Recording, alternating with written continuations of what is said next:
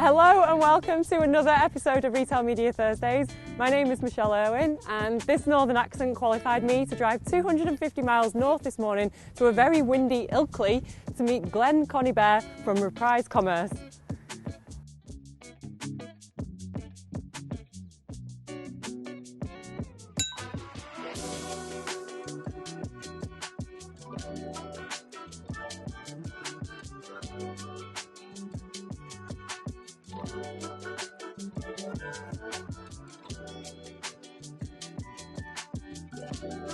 Glen, welcome to Retail Media Thursdays.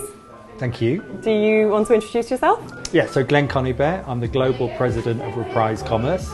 Reprise Commerce is a specialist commerce unit within IPG Media Brands. So we don't tack commerce onto other disciplines, it's got its own entity, its own offering. And we support the big media agencies, of course, within IPG of Initiative and Media Hub. But obviously we do a lot of media, but we do more than that. We do things like PDP optimization, content creation, technology arm, and of course things like SEO as well, which is just as important within retail these days. Yeah, for sure, and we'll come back, I think, to some of this later on. Where are we today, and why did you choose this pub?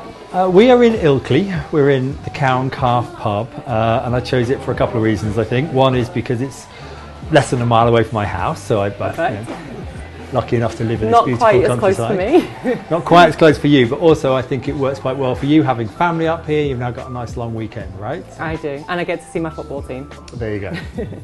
What's been your peak of the week, personally or professionally? Well, I mean, I don't think I could let that question go by without saying this has to be it, because this is in my many years of work. This is the first time I've been paid to sit in a pub and drink a beer on a Friday. On your doorstep as well. You don't even have to travel to London or Vegas to make it happen. So this is definitely the peak of the week. But the other one, I would say, would be Wednesday. So on Wednesday we had our global commerce community call.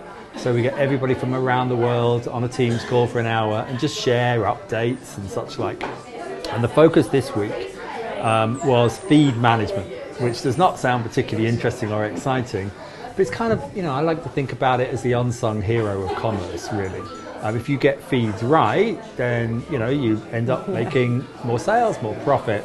And so we had someone from our global team introduce it. We had someone from our team in the Netherlands talk about a proprietary product that we've got for feed management and also feed management, or feed auditing, I should say, which is crucial. And then a case study from our team in Canada. So it's great to hear that. And it really reminded me, actually, something, one of our mantras to clients is if you've not audited your feed in the last 2 or 3 months, do it. Yeah. Do it internally, do it with a provider. But too often I think people set up a feed and forget about it. Mm-hmm. It's a process of continuous optimization if you want to maximize revenues. Good advice. So let's get into the questions. Okay. We're going to talk retail media for a bit.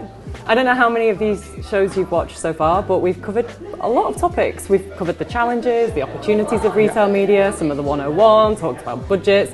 One of the things we haven't talked about, and it's probably because it's the elephant in the room, is the topic of profitability. So I don't know about you, we're hearing a lot from clients, direct brands, the agencies that we speak to, that the e-commerce teams, their focus has changed in the last few months. They've gone from being spend, like make e-commerce a significant part of your overall revenue, to this point where it's still make e-commerce a significant part of the revenue, grow e-commerce, but do it profitably. Yeah. What's your take on this? Are you hearing the same thing? Absolutely. I mean, one of the nice things about working at an agency is you get a really great insight into the direction and strategies of big global brands, because of course, they send us RFPs. And in those RFPs, they usually, at least, give you an idea of their business objectives. And you're right, today we're seeing a lot of focus on profitability, but then you've got to ask yourself, what did profitability really only just become important? Yeah. Surely it's always been important, but then I think we have to rewind and think about the evolution of where that's come from. So no one likes talking about the pandemic anymore, but we all know that was the accelerator pedal for commerce, online e-commerce and retail media. And when that pandemic hit, the briefs we were getting were very, very different to the briefs we normally get. We normally get a brief from a large intermediary or pitch consultant. It's very well structured, very well thought through. And back then, the brief was a phone call and it was a panic. And it was essentially largely saying the same thing. Help me sell my stuff. I can't shift it anymore. I need someone to help me sell my product. All about volume. So of course, Amazon really profited from that because they were set up ready to deliver on it, as did in fact some of the retailers that were early adopters of retail media as well. And then maybe sort of a year or so into that, or as we started to get used to the pandemic to a degree, or saw a way out of it, there was a shift to direct to consumer, and that was the thing that was on the first page of the brief. Statements like we want 50% of our business to be directed to consumer by 2026. And I'm inventing those numbers, but every brief had a line like that. That hasn't gone away. But I think where we are today is that the panic is over to a degree. There's a recognition that digital is going to remain a significant proportion of the overall sales that a brand will make. But also, the accountants have got a bit back in control. So, in those panic days, it would just shift stuff, find a way to keep the market share, to keep the factory running. And now the sort of accountants are kind of back in control, saying, hang on a minute, we're not actually making that much money here because of shipping costs, because of returns, because competing on e-commerce, the endless aisle is really quite difficult to compete. And so, they're starting to look at and ask questions about profitability. And obviously the answer is, well, we just won't do online anymore. The answer is, we've got to find a way to do online profitably. And I think that's being driven by, I say the accountants, it's board level, right? The board are saying, I get we need to do this, we're very happy to do it. We can't tell our shareholders we're going to make less money, so let's find out how to do it more profitable. What is the answer then? There isn't one. If I knew that, the end. If I knew that, I guess if there were one answer, if there were one silver bullet, then I'll be Elon Musk style wealth, but not personality, hopefully. So there isn't a silver bullet, obviously. I think the answer is continuous iteration. It's kind of like, it reminds me actually, I'm not a big sports person, but it reminds me of the UK cycling team. It used to be Sky, now Ineos, I think it is. When they did the Tour de Yorkshire, they cycled right past this pub actually. Very good. And they're very successful. And when people ask the coach, well, what have you done? Why are you successful? What's the big fix? And it was marginal gains, exactly, and everyone's heard it. But it's a great lesson, and it's one that we can apply to business, and should, and certainly to commerce, because there isn't one thing, it's a lot of little things. So in our world, it's amazing product detail pages, amazing customer services, responding to questions that are sit within retail platforms. It's feeds. It's getting feeds right, as I said earlier. So it's using AR and VR to reduce the potential for returns. All of these things and more, I think, is what's needed. So constant iteration, and to do that, you really need specialist teams. This is why I think it's a mistake to ask someone whose day job is, say, paid search or paid social to also do commerce, because it's much more complicated than that. You really need specialist skills and retail experience as well. Do you think there is a world where paid search, paid social, retail media do live together though? Yeah, I do. Commerce tends to be specialist units today, and I think that's the right thing, and I think it'll be the right thing for at least 2 or 3 years, maybe more, maybe less. But it will become part of the overall sort of digital mix in due course. I mean, if you think about it, if you go into a holding company today, and look at any of the holding companies, try and find specialist social media agencies. They don't exist anymore. Specialist content marketing agencies generally don't. Mobile marketing, if you want to go really back, there's specialist mobile marketing agencies not that long ago. They don't exist anymore. It's just how we do business. But we're not there today. And we're not there today because commerce is substantially more complicated than other channels. And you mentioned before you've at Reprise set up this kind of specialist commerce division. I guess what other implications does this focus on profitability have for an agency? What other changes have you had to make? How do you structure yourselves to account for kind of where the heads are at the moment? Yeah, I mean, I think a big part of it actually is getting recognition for the complexity of commerce today. And it won't always be complicated, but it is today. And the example I often give, as much frankly internally within the agency as I do externally to clients, is I say, look, think about paid search, PPC. If a brand in the UK wants to do paid search today, they're going to do Google, they're going to do Bing, and that's probably it. They may select one other, but it's probably Google and Bing.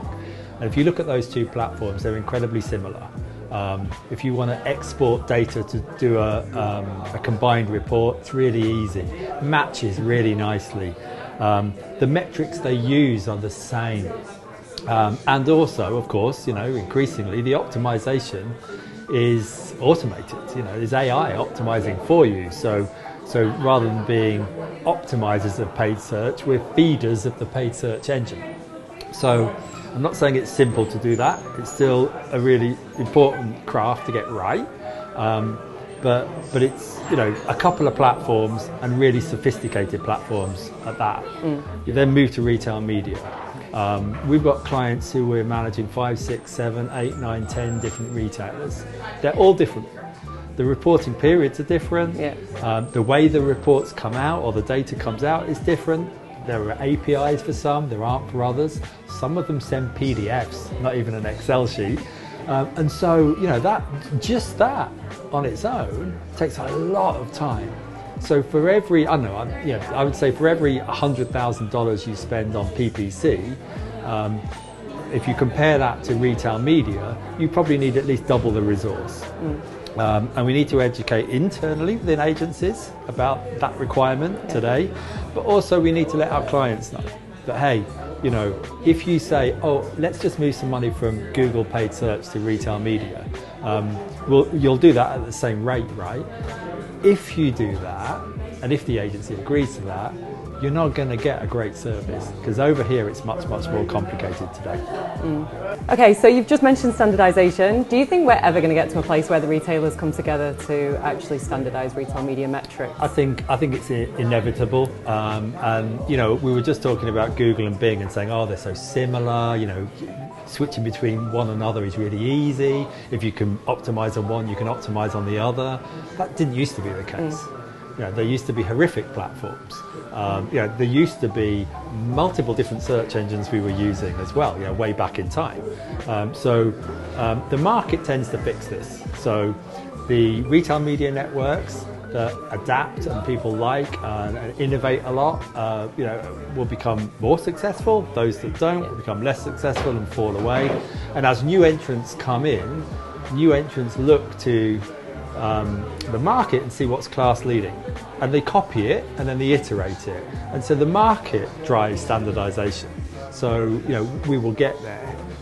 It's probably a while away, but I think we'll get there. But it's there needs to be people in the industry talking about it like we are, and requesting it or trying to put frameworks in place like the IAB, for example. But the good news is the market tends to solve that for us anyway. As the successful businesses rise to the top and people copy them, and that leads to standardization. I mean, you only have to look at Walmart this year or last year, don't you? Change into a second price auction. Exactly. And the growth that they've experienced. Exactly, you kind of think others might follow suit. Yeah. Okay, so standardization. Yeah, we've agreed that's one of the things that we need. What else do we need to be asking for? Well, data, I think, is a big one, right? So it's interesting to me there is this fairly recent, actually, sort of refocus, we should say, on profitability. Yet often, actually, brands are reticent to supply the data to allow their agency partners to optimize to it. So, if we're given a SKU list, then does that SKU list actually have margin data in it? Do we actually know which of these products are in the latter stage of the life cycle and going to be faded out, and which of these products are fairly new and being faded in? Because there's a different way to optimize for both of those scenarios. So I would say there is an onus on the advertiser to provide more data, for sure. So if you want to maximize profit, you need to share as much data as possible, and that requires a coming together of marketing and sales within the client. Some clients are doing it already and doing really well. Others are still in the kind of mindset of what's trade, that's retailer stuff, that's offline, but actually retail media, we need all of the data that those sales folks have got. I think another area, and one we regularly talk to clients and challenge clients on, actually, is the occasional obsession on ROAS. So, I get it, it's a return on ad spend, you are spending advertising money, what is my return? It's a perfectly fine metric, but to optimize solely on ROAS is just a mistake, because you essentially are telling your activation team, whether internal or an agency, you're telling them maximize brand because that's cheap, and you're also indirectly saying don't try and innovate, don't try and look for new things, so what we always say to clients is ROAS can and should be a measure, but think about other metrics as well. And also what we often request is carving out a portion of the budget for test and learn. And so that portion of the budget, if it's an abject failure one month, we'll treat it as success. It's like, I don't want to talk about Elon Musk, but it's like his rocket blowing up yesterday. I don't know whether you saw it, but everyone was cheering. And why were they cheering? Because it's like, well, they got further than they've ever got before, and they've learned a heck of a lot from it. I'm not suggesting I necessarily support that kind of approach. I don't think we need it, but certainly, brands can and should have test and learn budgets. Be prepared to fail, because otherwise you'll never try new things, and you won't necessarily discover new audiences, new customers as well. I think it's so interesting, this topic of data. Like, there's obviously the first party data that you as an agency want to be able to use to optimize from, but there's also the retailer data that these brands themselves aren't getting. They're a walled garden for a reason, right? Exactly. So I think there's lots of different layers of data that can really help to improve these campaigns if used correctly. Okay, so 12 months from now, I come back up north to see my football team win the league. Unlikely. But where's retail media going to be 12 months? What are we going to be talking about?